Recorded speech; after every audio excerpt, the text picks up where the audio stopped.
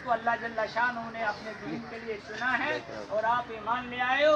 लेकिन याद रखिएगा, ऐसे ना ओल से चोल में गिर जाओ।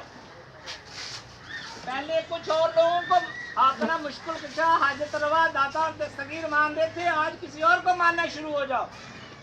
अपने आप को झुका दो उस अल्लाह जल्ला शान की आगे। बस अपनी तमाम मुश्किलात का, अपनी तमाम सख्तियों का मदावा के लिए सिर्फ उसी को पुकारना है, उसके अलावा। क्योंकि अल्लाह को का सबसे नापसंदीदा जो अमल है वो शिरक है। वो कहता है इन शिरक लज़ुल्मुन अज़ीम, बेशक शिरक जो है जुल्म अजीम है। शिरक वो बात है कि अल्लाह जल्ला शानहू की जो सफ़ात हैं, चाहे वो ज़ाती हैं या दूसरी ज़ात से रिलेटेड हैं या सफ़ात से रिलेटेड हैं, वो हम किसी दूसरे के साथ मंसूब करें और निस्बत दें। और उसकी उसने कुरान पाक में फरमाया है इन्नल्लाह ला यग़फ़िरु अन युश्रका बिही मा यग़फ़िरु दूना ज़ालिका लिमन यशा। बेशक अल्लाह जल्ला शानहू जो है शिरक जैसे अमल को नहीं बख्शेगा, इसके अलावा कोई भी बड़े से बड़ा गुनाह भी हो तो वो माफ़ कर सकता है।